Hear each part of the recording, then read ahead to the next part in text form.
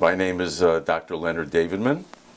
I work in New York City in one of the public hospitals. It's Metropolitan Hospital in East Harlem. And as part of my job, I also teach in medical school, New York Medical College, and I teach medical students and psychiatric residents. And I'm a psychologist. Very good. Can you tell me a little bit about how you became interested in psychology? That's a great question. When I was a kid, my brother was an advertising major, and he brought a book home about how you motivate people to buy products. It was called Hidden Persuaders. And I was a kid, and I read his book, and I said, wow, there's an unconscious? There are things going on in your head you don't know about? And when I heard about that, I got very excited about the mind. And so somehow I wound up becoming a psychologist. Now, how do psychologists actually differ from what the public thinks of a psychologist? Well, it's hard to know what the public thinks that they do, to tell you the truth. But psychologists in the public sector do many things. So yes, we do psychotherapy in certain cases. We do psychological assessments of adults, of kids. Also, as psychologists in the public sector, we also evaluate people who want to work for the city. So, for example, police department, police officers who want to go to the police academy have to pass a psychological test before they can be in there. If a cop is shot or shoots someone once they're in the job, a psychologist will come to see them, and if they need psychotherapy or counseling, they will be referred to an outside therapist. Psychologists also teach at the hospital setting. We have medical schools that have people in the hospitals learning, and psychologists are often on the faculty. I'm on the faculty of New York Medical College, and I train medical students and psychiatric residents. And I teach them about psychology, psychological assessment, and psychotherapy.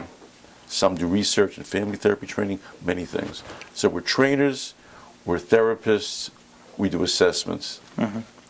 Now, there are a lot of new educational degrees and professional licenses that are emerging in New York State. How do you see this impacting the education and training of psychologists? Well, my experience is that psychologists are the highest trained mental health professionals that we have. Physicians are a little different. Nowadays they're trained more in psychopharmacology, but in terms of behavioral interventions and behavior and how the mind works, psychologists are the most highly trained and the smartest. With all due respects to my colleagues, to get into a psychology doctoral program, you must be quite smart to compete to get in. There are not that many openings.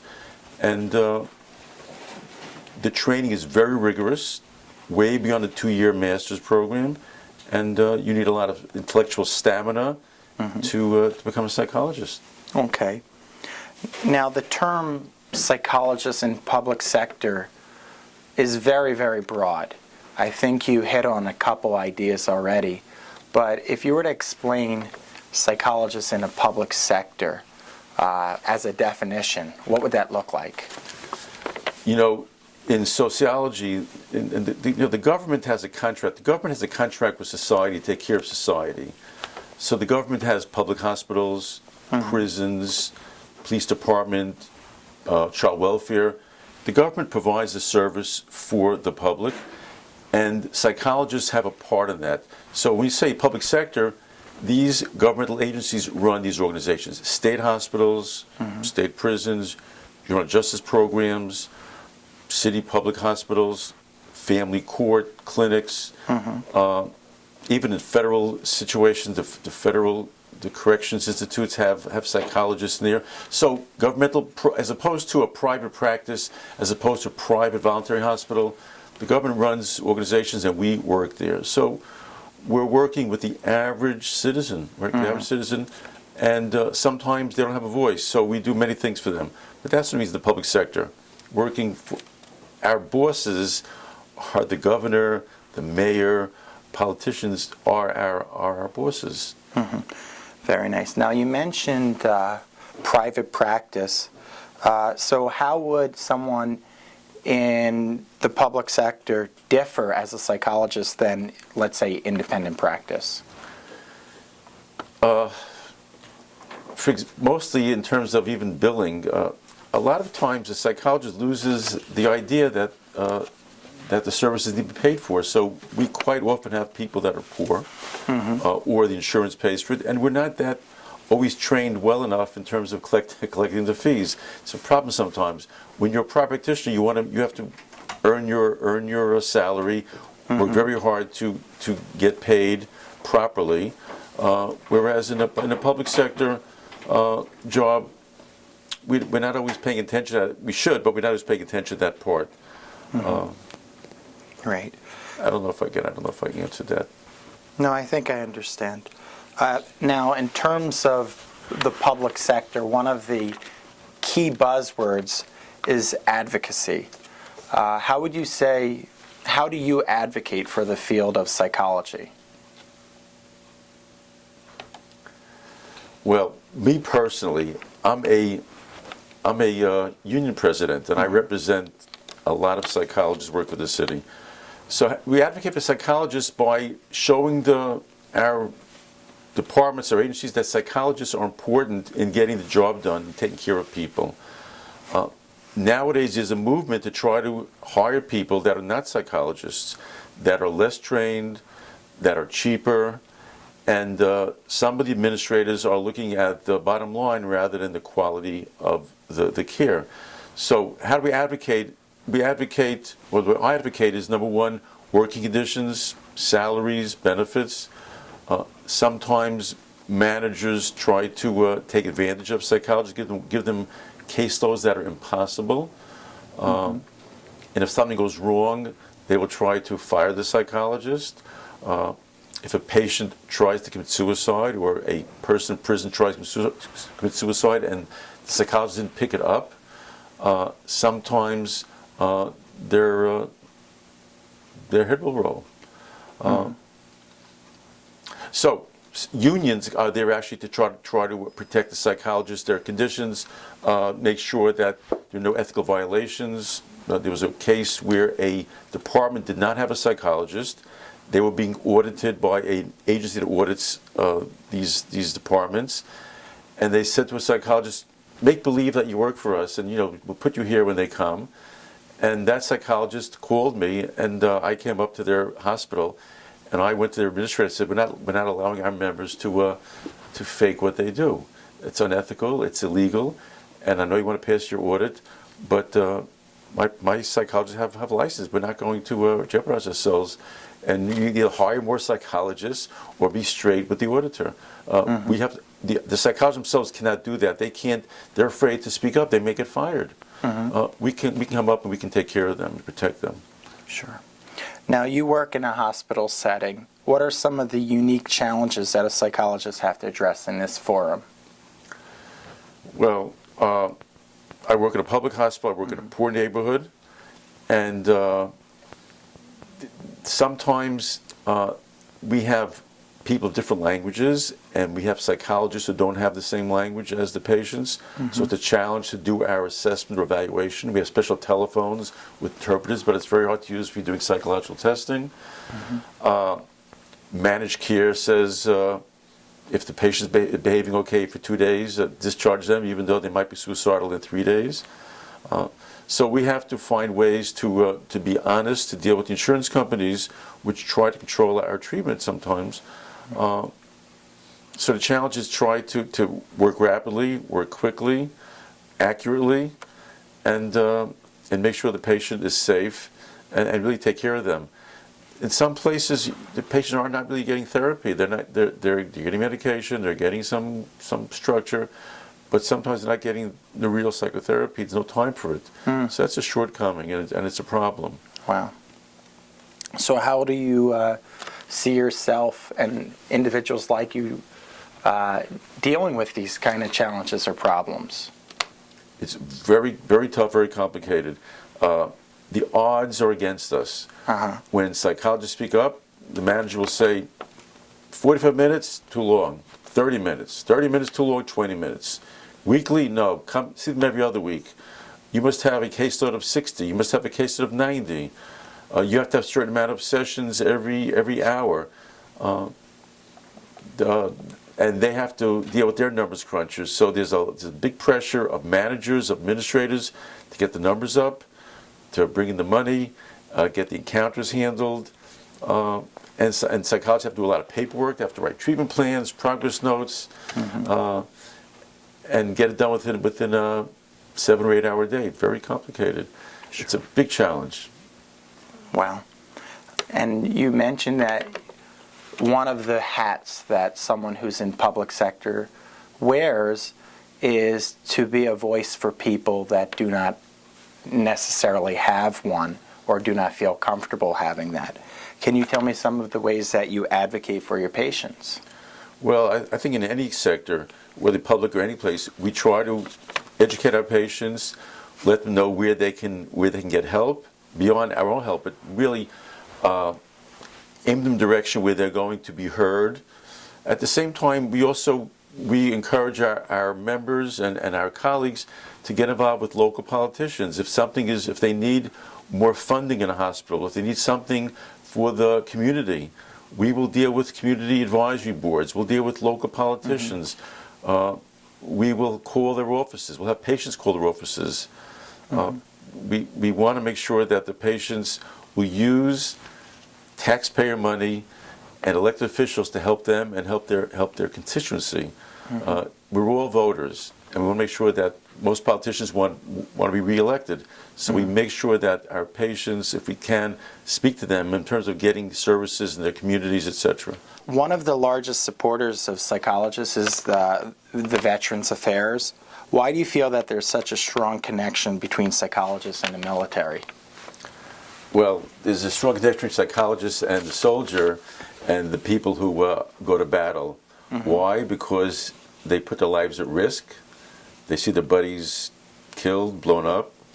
They're traumatized. They're injured. A lot of head injuries. So the psychologist's job is whether it be in the area, in the field, or in the VA hospitals when they come home, psychologists, whether doing research, whether doing treatment, assessments, the psychologist's job is really to take care of our soldiers. They do a lot of work with rehabilitation. Rehab psychologists is very important. Cognitive assessments, all the work about cognitive assessments and neuropsychological assessments are really important. The soldiers are almost our I wouldn't say it's our laboratory, but our job is to take care of our soldiers, and they have the most serious kinds of injuries that we have to take care of. So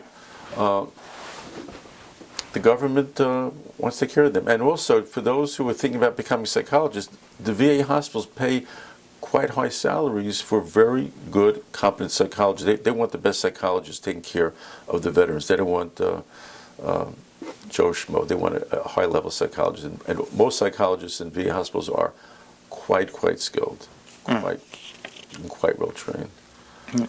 Another area where psychologists are in the public sector is with law enforcement and the criminal justice system. So how do you see psychologists being able to collaborate with police officers and the criminal justice system at large? Well, it's quite a big question. Sure. With police officers, in terms of public sector, I mentioned earlier, psychologists will evaluate someone applying to become a cop. So they have that job, and it's more of a personnel selection, but they have to make sure that the applicant has no psychological problems, that they can't become a partner of somebody, or they allow them to carry a gun and be a partner. They have to be of sound mind. When someone is a police officer, if they get injured, if they shoot someone, if they get shot, psychologist is there. They're brought to the location to take care of that person. They defer the counseling, they refer them out. In city hospitals have prison units, so sometimes quite high-profile cases a city psychologist will evaluate. Actually, a very sad case a few years ago, one of our colleagues was murdered in her office. Dr. Catherine Fahey in East 79th Street was murdered. When they finally found the perpetrator, he was put at Bellevue, and these are our members that evaluated this person. Could they stand trial? Can they work to work with the lawyers to defend them?